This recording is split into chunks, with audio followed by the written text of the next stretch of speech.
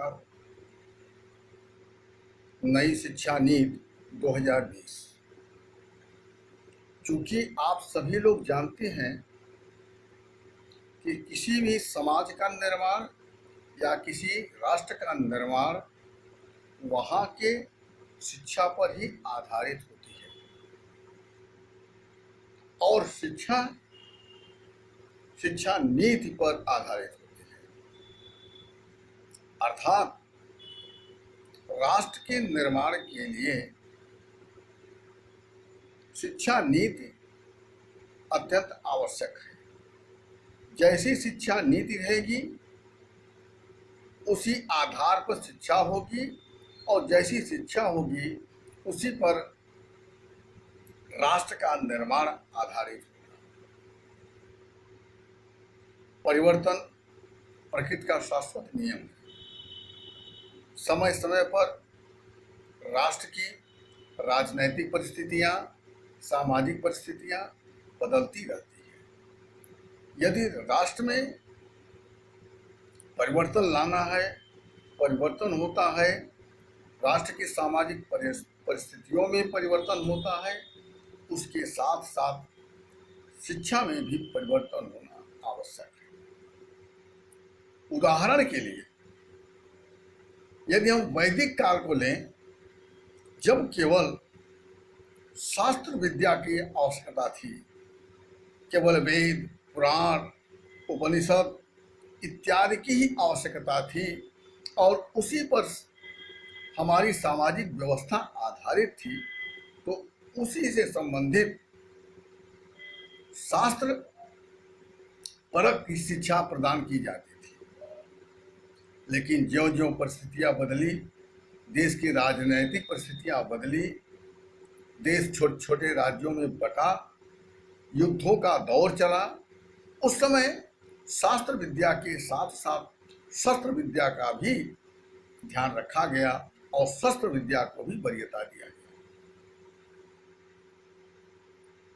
यह आदिकाल और मध्यकाल के दौरान इस शिक्षा का महत्व रहा।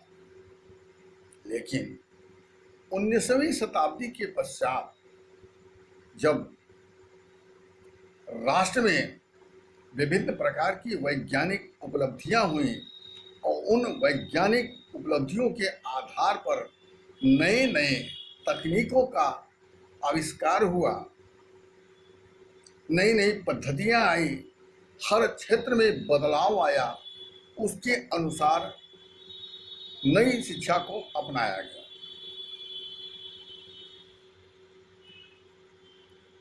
आप जानते हैं कि जब भारत में मुसलमानों का शासन था, उस समय भारत में अरबी, फारसी, उर्दू इत्यादि की शिक्षा दी जाती थी।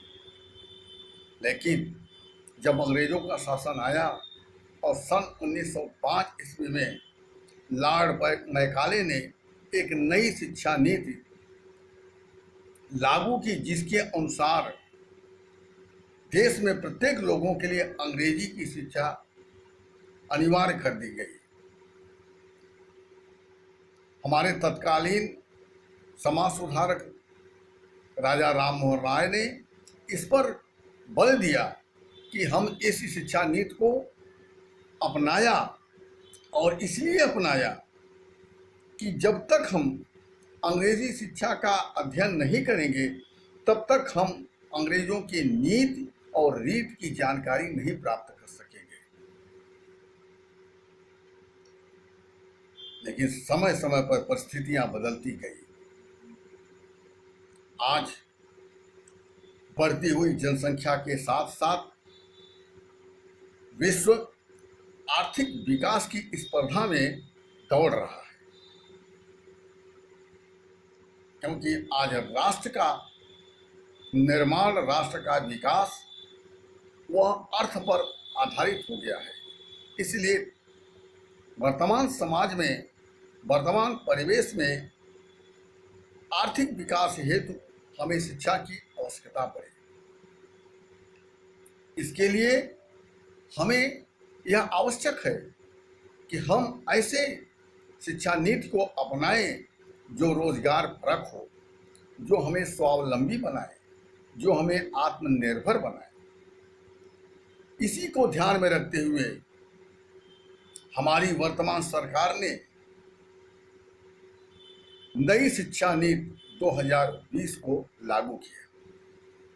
यद्यपि यह शिक्षा नीति स्वतंत्र भारत की तीसरी शिक्षा नीति है। प्रथम शिक्षा नीति सन 1968 में लागू की गई। उसके बाद दूसरी शिक्षा नीति सन 1986 में अपनाई गई, जिसे सन 1992 में तत्कालीन प्रधानमंत्री माननीय पी.वी. नरसिम्हा राव ने इसको संशोधित किया। यह स्वतंत्र भारत की तीसरी शिक्षा नीति है, जिसे हम नेशनल एजुकेशन पॉलिसी भी कहते हैं। यह शिक्षा नीति वर्तमान आवश्यकताओं को देखते हुए लागू किया गया है, क्योंकि यदि शिक्षा हमारी आवश्यकताओं और हमारे उद्देश्य के विपरीत है तो वो शिक्षा निरर्थक होगी। हमारी शिक्षा तभी सार्थक होगी जब हम अपने उद्देश्य और आवश्यकता के अनुकूल शिक्षा नीति का निर्माण करेंगे और उस शिक्षा नीति पर आधारित हमारी शिक्षा होगी। वर्तमान परिवेश में आज हमें स्वावलंबी और आत्मनिर्भर एवं रोजगार परक शिक्षा की आवश्यकता है।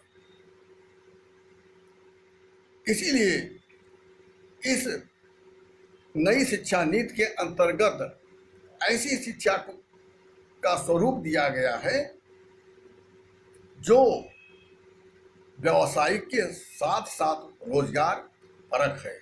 इसीलिए इसको नए रूप में, जो अब तक 10+2 था, उसे 5+3+3+4 में परिवर्तित किया गया।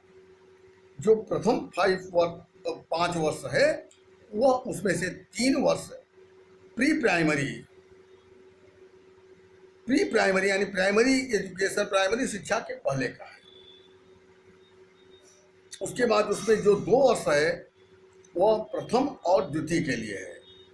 इसके बाद +3 में जो अगला स्टेज है वह 3 से लेकर 5 तक का है। और उसके बाद जो चौथा स्टेज है +3, वह 6वीं, 7वीं, 8वीं।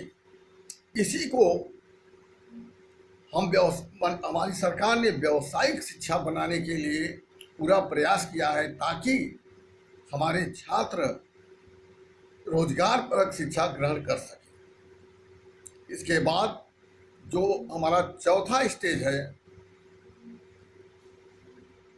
वो 4 वाला 5+3+3+4, वो 4 वर्ष का होगा, 9वीं से लेकर 12वीं तक।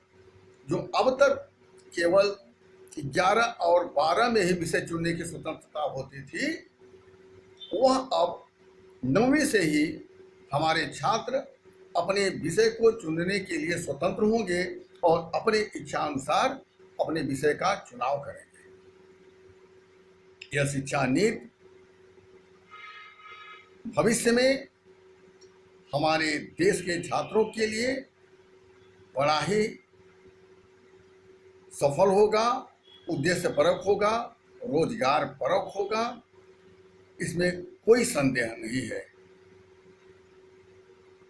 हम कामना करते हैं कि यह नई शिक्षा नीति हमारे राष्ट्र के निर्माण के लिए, समाज के निर्माण के लिए, मानव निर्माण के लिए बड़ा ही उपयोगी सिद्ध हो। इसी के साथ मैं अपनी वाणी को विराम देता हूँ। धन्यवाद, नमस्कार।